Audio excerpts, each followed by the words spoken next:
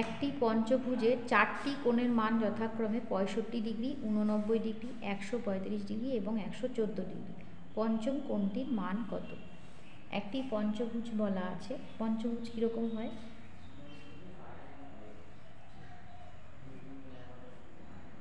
পাঁচটি রেখা দ্বারা সীমাবদ্ধ কোনো সমতলিক চিত্রকে আমরা পঞ্চভুজ বলবো। দেখো, চারটি রেখাংশ দিয়ে এই হচ্ছে পঞ্চভুজ।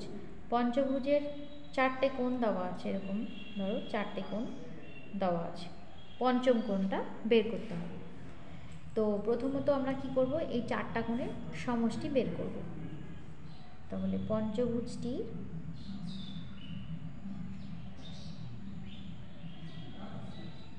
চারটি কোণের সমষ্টি। অঙ্কটি করার জন্য কিন্তু কোনো চিত্রের প্রয়োজন হবে না, কোনো ছবি অঙ্কনের কোনো দরকারই নেই। আমি জাস্ট বোঝার জন্য ছবিটা আঁকলাম এবং খুবই ছোট্ট অঙ্ক, আমি ডিটেলসে করাচ্ছি যাতে ছাত্রছাত্রীদের বুঝতে সুবিধা হয়। তো চারটে কোণের সমষ্টি যোগ করে নিচ্ছি কোণগুলো।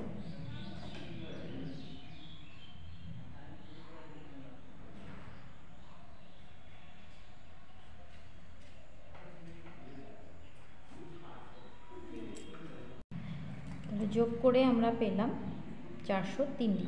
এবার পঞ্চম কোণটি বের করতে হলে কি করতে হবে? প্রথমে এই পঞ্চভুজের পাঁচটা কোণের সমষ্টি বের করতে হবে। তার জন্য একটা সূত্র প্রয়োগ করব। সূত্রটা আমি বলে দিচ্ছি, যে এখানে পাশে বলে দিচ্ছি, n সংখ্যক বাহু বিশিষ্ট কোনো বহুভুজের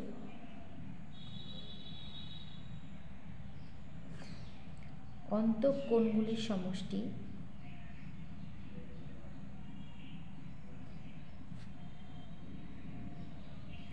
সমান হয় 2 × n-2 সমকোণ, বা ডিগ্রিতে করলে 2 × n-2 × 90 ডিগ্রি।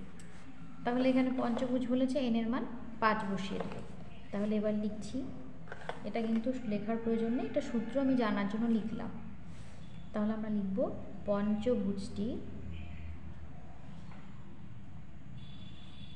পাঁচটি কোণের সমষ্টি।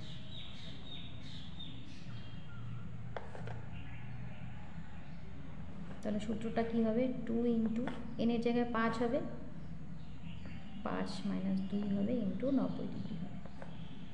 2 × 3, 3 × 6, 6 × 54, 540 ডিগ্রি। এবার এই পাঁচটি কোণের সমষ্টি থেকে চারটি কোণের সমষ্টি বাদ দিলে আমরা পঞ্চম কোণটি পেয়ে যাব। অতএব পঞ্চম কোণটি হবে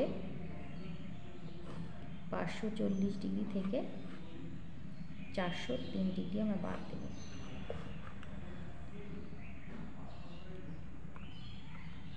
তাহলে পঞ্চম কোণটি আমরা পেয়ে গেলাম 137 ডিগ্রি। এইভাবে কিন্তু জ্যামিতির অঙ্কগুলি সমাধান করতে হবে।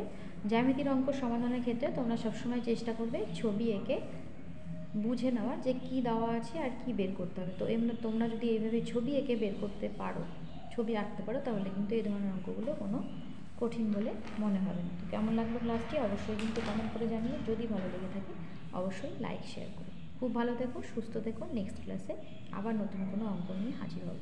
ধন্যবাদ।